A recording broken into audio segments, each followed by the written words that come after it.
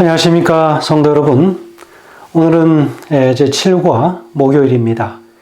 말씀의 제목은 자족의 비결이라는 제목으로 함께 말씀의 은혜를 나누겠습니다. 말씀 나누기 전에 기도하겠습니다. 하늘에 계신 아버지 하나님, 오늘 저에게 이 땅을 사는 동안 아버지께서 허락하신 모든 분복을 우리 감사함으로 여길 줄 아는 마음 갖게 도와주시옵소서. 죄로 인하여 우리는 끝없는 욕심을 내며 살지만 우리에게 주어진 하나님의 모든 축복과 때로는 우리 삶에 불편한 것일지라도 우리 감사할 줄 알게 하시고 자족할 줄 아는 마음 갖게 도와주시옵소서. 사도 바울이 자족하는 그 모든 형편이 어떠했는지 우리 다시 한번 살펴보기를 원합니다. 말씀을 통하여 은혜 받게 하시고 그 은혜에 대한 삶이 우리의 진정한 삶을 변화시킬 수 있도록 도와주시옵소서. 예수님의 이름으로 기도합니다. 아멘. 오늘 말씀의 제목은 자족의 비결입니다. 빌립보서 4장 10절에서 13절의 말씀과 19절을 읽어보라고 요청합니다. 바울은 만족하고 행복한 삶을 위한 어떤 비결을 우리에게 알려주고 있는가라고 질문하고 있습니다. 여러분, 오늘 사도 바울이 처해 있었던 모든 환경들을 통하여 그가 자족하고 그가 만족하며 하나님 앞에 감사하며 살 수 있었던 모든 삶의 형편과 또 그에 따른 비결들은 무엇인지 오늘 말씀들을 통해서 함께 살펴봅니다. 여러분, 사람들이 살아가는 방식이 참 다양합니다. 어떤 사람들은 많은 것을 가지고도 있지만 늘 불평하며 삽니다. 그런가 하면 어떤 사람들은 가진 것이 그리 많지는 않지만 만족해하면서 행복하게 살아가기도 합니다. 결국 불평과 감사, 행복과 불행은 소유와 조건에 달린 문제가 아니라 선택의 문제라고 하는 것을 발견하게 됩니다. 사도 바울은 오늘 본문 말씀 11절 하반부에서 12절까지의 말씀을 통해서 이야기하기를 어떠한 형편에든지 나는 자족하기를 배웠노니 나는 비천에 처할 줄도 알고 풍부에 처할 줄도 알아. 모든 일 곧 배부름과 배고픔과 풍부와 궁핍에도 처할 줄 아는 일체의 비결을 배웠노라 라고 이야기하고 있습니다. 여러분, 그런데 고린도후서 12장 10절에서도 이렇게 이야기합니다. 그러므로 내가 그리스도를 위하여 약한 것들과 능욕과 궁핍과 박해와 곤고를 기뻐하노니 바로 이런 것들은 이는 내가 약한 그때의 강함이라 라고 기록하고 있습니다. 하나님은 오히려 우리 가장 궁핍하고 연약한 것 같은 순간에 오히려 마음이 풍요함을 느껴지도록 진정한 정신적 강자를 만들어내십니다. 사도 바울은 자신이 처한 상황을 주도하는 것이 고작 물질이 되지 않도록 배웠고 그래서 자족하는 사람이 되었다고 하는 것을 오늘 우리는 볼 수 있습니다. 그러면 자족하며 사는 사람이 되기 위해서 어떻게 해야 하는지 오늘 본문의 말씀을 통해서 좀 몇 가지 살펴보기를 원합니다. 그 첫 번째는 기쁨이 물질이 아니라 그 마음 덕분이라고 하는 것을 사도 바울은 분명히 하고 있습니다. 바울의 기쁨의 직접적인 원인은 빌립보 교인들의 배려와 돌봄에 있었습니다. 10절에 보면 내가 주 안에서 크게 기뻐함은 너희가 나를 생각하던 것이 이제 다시 싹이 남이니 너희가 또한 이를 위하여 생각은 하였으나 기회가 없었느니라 라고 이야기하고 있습니다. 사도 바울은 넉넉하지 않았습니다. 궁핍한 것이 사실이었죠. 그럼에도 불구하고 빌립보 교회가 바울의 궁핍함에 대해서 넉넉히 채워주지 못하고 있었던 형편이었습니다. 그런데도 불구하고 나를 생각하는 것이 다시 싹이 난 것을 인하여 기뻐하고 있다라고 그렇게 이야기하고 있습니다. 또한 너희가 나를 생각은 하였으나 기회가 없었다라고 이해해주고 있지요. 오늘 여기서 이제라고 하는 이 말은 이 헬라어에서는 마침내라고 하는 그런 뜻으로 같이 사용되어집니다. 마침내 얼마 동안 단절되었던 교제가 다시 연결된 것을 볼 수 있습니다. 그런데 바울은 오늘 이야기하기를 다시 싹이 났다라고 하는 것을 말하면서 마치 겨울잠을 오래 자던 그 나무가 봄이 되면 싹이 나고 꽃이 피어서 이제 모든 그 관계들이, 그 모든 잎과 줄기들이 힘을 얻고 물이 올라서 잎이 아름답게 피어나는 예쁜 나무처럼 바로 빌립보 성도들과 바울이 다시 이어진 이 관계를 다시 싹이 났다라고 하는 그런 표현으로 하고 있다고 하는 것은 그동안에 한동안 관계가 없었던 것으로 보여지는 것이지요.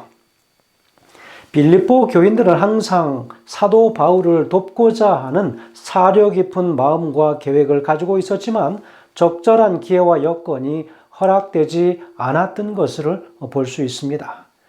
그러나 이제 그러한 여건이 마련되었고 그들은 바울을 돕고자 하는 그들의 의지를 이제는 실천하게 되었습니다. 그래서 바울은 크게 기뻐하였죠. 그리고 그 기쁨을 크게 기뻐함이라고 그렇게 표현하고 있습니다. 크게 기뻐하였다. 여러분, 여기서 사도 바울은 크게라고 하는 말을 사용해서 자신의 기쁨의 정도를 좀 나타내고 싶었던 것으로 보여집니다. 크게라고 하는 이 메갈로스라고 하는 헬라어 단어는 대단히 많이 그리고 아주 격렬하게 라고 하는 뜻을 가지고 있습니다. 그러니 사도 바울은 그 기쁨이 그 빌립보 성도들을 통하여 얻는 또 그 많은 그 도움들이 그것으로 인하여 지하 감옥에 갇혀 있으면서 열악한 여러 환경 속에서도 다시 그 마음의 기쁨을 되찾을 수 있도록 해준 것을 감사하고 있습니다. 여러분, 어디 그것이 물질에 관한 이야기입니까? 성도들이 여전히 사도 바울을 잊지 않고 사도 바울을 기억하여 기도하고 있는 그 마음을 인하여 감사하고 있다는 것이지요. 바울은 빌립보 교회에 대한 기쁨이 그리고 자신이 누리는 그 기쁨이 물질 때문이 아님을 오늘 분명히 밝히고 있습니다. 대신 자신을 생각하는 빌립보 교회의 마음 덕분이라고 하는 점을 분명히 하고 있지요. 만약의 경우 바울이 빌립보 교회와 성도들을 향하여 다른 생각을 했다면 아마도 기뻐하기는커녕 원망과 불평을 일삼았을 수도 있었을 것입니다. 자, 그럼 우리가 두 번째로 좀 봐야 할 그 부분은요. 사도 바울은 자족하는 사람이 되기 위해서 그는 배워야 했습니다. 사도 바울은 오늘 본문의 말씀을 통해서 배웠다라고 하는 말을 2번 사용하고 있습니다. 나는 자족하기를 배웠노니 라고 했고 또 일체의 비결을 배웠노라 라고 이야기합니다. 여러분, 타고난 것이 아니라 배웠다는 것입니다. 그가 마음에 자족하고 그에 처해 있는 모든 환경 속에서도 감사하며 살아가고 만족해하며 살아가는 것은 타고난 그의 품성과 기질이 아니라 그는 여러 삶을 통하여 배웠다는 것입니다. 여기서 배웠노니라고 하는 것은 행동이나 경험을 통해서 배웠다라고 하는 그런 습득하였다라고 하는 그런 뜻을 가지고 있습니다. 사도 바울은 집도 없었습니다. 그의 아내도 없었지요. 자식도 없었습니다. 가까운 친구가 몇 명 있었지만 그가 죽기도 전에 모두들 그를 외면했고 등을 돌렸습니다. 세상 사람들이 생각하는 중요한 가치들이 사도 바울에게는 없었습니다. 오히려 그는 많은 매를 맞았지요. 옥중에서 밤을 지새운 적이 한두 번이 아니었습니다. 그는 거의 전생의 일을 궁핍 속에서 살았다고 하여도 과언이 아닐 것입니다. 심지어는 생활 필수품조차 없이 지내기도 했습니다. 그는 위험이 도사리는 숱한 인생의 길을 걸어온 장본인이었습니다. 그러나 바울은 이 모든 역경 가운데에서도 결코 불평 한마디 없이 행복하고 빛나는 삶을 살았다고 하는 것을 오늘 볼 수 있습니다. 그것은 천성이 그래서가 아니라 자족하는 법을 배웠기 때문이라고 했습니다. 사람이 배워야 할 최고의 지식은 바로 자족하기를 배우는 것이라고 보여집니다. 여러분, 우리는 자족하며 살고 있습니까? 우리가 살아가는 모든 형편들 감사하며 살고 있습니까? 여러분, 때로는 모든 것들이 좋아 보이는데도 여전히 그것이 오래됐고 또 새로 사야 된다고 하는 그것에 관한 불평, 분말이 많은 그런 삶을 우리가 거듭거듭 반복하며 살고 있지 않습니까? 내가 타는 차가 몇 년 지나서 이제는 새 차로 더 업그레이드 된 차로 바꾸고 싶다고 하는 욕망을 가지고 있어요. 내가 가지고 있는 옷들이 옛날 패션이어서 이제는 입을 수 없다라고 이야기합니다. 우리 보기에는 다 아름답고 좋은 것인데. 사람이 어떤 형편에 처하든지 자족하는 것을 배워야 한다는 것입니다. 가난해도 낙심하지 않고 부해도 교만하지 않는 자족을 배워야 된다는 것이지요. 이것은 상당히 높은 지적 수준을 요구하는 것이지요.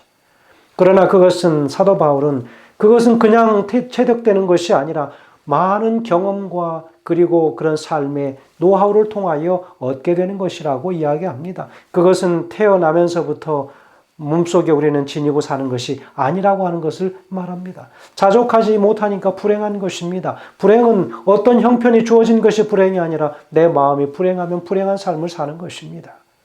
사도 바울은 삶을 대하는 일체의 비결을 배웠노라고 했습니다. 그래서 그는 비천에도 처할 줄 알고 있습니다. 그는 감옥에도 들어가고 사람들 앞에서 온갖 창피를 다 당하고 또 죽을 만큼 맞기도 하였습니다. 그리고 풍부에 처할 줄도 안다고 그랬습니다. 하나님께서 그에게 보여주시는 그 놀라우신 축복도 그가 경험한 사람이었습니다. 또 많은 학식을 배울 수 있는 기회가 그에게 있었습니다. 모든 일에 곧 배부름과 배고픔과 풍부와 궁핍에 처할 줄도 아는 것을 배웠다 그랬습니다. 여러분, 이것이 어떻게 배워진 것일까요? 이것처럼 자족하는 것은 우리 마음속에 한순간 기적처럼 일어나는 변화가 아니라고 하는 사실입니다. 수학 공식처럼 깊이 이해되는 것도 아닙니다. 누구나 방법만 알면 쉽게 얻을 수 있는 비결도 아니라고 하는 것이지요. 바울은 그리스도로 말미암은 은혜와 평강을 덧입고 있었기 때문에 외적 여건에 초연하여서 그는 자족할 수 있었습니다. 여러분, 그의 삶에 가장 중요한 것은 그리스도로 말미암는 은혜와 평강이 그에게 충만하였다고 하는 것입니다. 세 번째는 바울이 자족하면서 살 수 있었던 또 하나의 비결이 있었습니다. 그것이 무엇이었을까요? 오늘 우리가 본문을 대하면서 사도 바울이 자족하는 법, 자신의 삶을 그저 주어진 상황에서 감사하며 살 줄 아는 모든 것을 배웠는데 그 배움의 가장 중심의 핵심에 무엇이 있었는가라고 이야기합니다. 바로 그것은 오늘 본문의 말씀 13절에 내게 능력 주시는 자 안에서 내가 모든 것을 할 수 있느니라 라고 하는 믿음 때문이었다고 하는 것입니다. 여기서 말하는 모든 것이란 문맥상을 우리가 살펴보면 모든 환경을 말합니다. 좋은 환경, 나쁜 환경, 내게 유리했던 환경, 불리했던 환경, 삶의 과정 속에서 만나는 갖가지 환경들을 다 말합니다. 내게 능력 주시는 자 안에서 내가 모든 환경을 극복할 수 있느니라고 할 수 있겠습니다. 모든 환경을 극복할 수 있는 능력은 오직 그리스도로 말미암은 것임을 오늘 분명히 밝혀주고 있습니다. 여러분, 여러 권위 있는 사본들에는 내게 능력 주시는 자가 구체적으로 그리스도라고 하는 사실이 아직은 나타나 있지 않습니다. 그렇게 이야기들 합니다. 그러나 디모데전서 1장 12절의 말씀에 의거한다면 우리는 이해할 수 있습니다. 바로 디모데전서 1장 12절에 이야기합니다. 나를 능하게 하신 그리스도 예수 우리 주께라고 하는 바울의 고백이 나옵니다. 여러분, 그 고백을 볼 때 그리스도께서 바울에게 능력을 주시는 분이시라고 하는 사실을 우리는 잘 알 수 있습니다. 바울은 그리스도께서 어떤 상황 속에서도 승리할 수 있는 능력을 주시는 분이심을 믿고 있었고 이것은 그의 철저한 신앙 고백이고 강한 확신이었습니다. 이것처럼 그리스도인은 그리스도와의 생명적 관계 안에서 모든 형편에서 자족하게 되고 이길 힘을 갖게 되는 것입니다. 이것이야말로 그리스도인의 삶의 비밀이고 참된 능력의 원천이었습니다. 우리의 삶의 여정 가운데 만나는 환난과 풍파가 어디 한두 가지뿐이겠습니까? 수없이 많은 환난과 풍파를 만납니다. 그 중에는 우리가 감당할 수 있는 것도 있지만 도저히 우리의 힘만으로는 감당할 수 없는 것들도 있습니다. 그럴 때 주님이 우리에게 능력 주시면 우리는 능히 감당할 수가 있게 되는 줄로 우리는 믿어야 할 것입니다. 빌립보서 4장 19절에는 이야기합니다. 나의 하나님이 그리스도 예수 안에서 영광 가운데 그 풍성한 대로 너희 모든 쓸 것을 채우시리라. 아하, 여러분, 빌립보서 4장 19절에도 나의 하나님이 그리스도 예수 안에서 영광 가운데 그 풍성한 대로 너희 모든 쓸 것을 채우실 것이라고 이야기하고 있지 않습니까? 이것은 사도 바울의 고백이지요. 빌립보 성도들의 필요를 하나님께서 채워주신다고 하는 것은 그들이 풍족한 가운데서가 아니라 부족한 형편 가운데에서도 바울의 사역을 물질로 도와주었음을 암시해 주고 있는 부분이라고 볼 수 있겠습니다. 여기 하나님께서 풍성한 가운데 채우신다라고 하는 이 말은 미래 능동태로 되어 있습니다. 그래서 하나님께서 반드시 채워주실 것을 조금 더 의심하지 않고 믿는다라고 하는 의미를 함축하고 있습니다. 지극히 히브리식 표현이지요. 앞으로 일어나지 않은 그 일을 향하여 이미 그렇게 해 주실 것이라고 하는 믿음의 확신을 가지고 대하는 것입니다. 여러분, 이 절에서 바울이 강조하는 것은 자신의 모든 물질적 필요를 채우셨던 것처럼 빌립보 교회 성도들의 모든 필요를 채우실 하나님의 그 신실하심에 대하여 이야기하고 있습니다.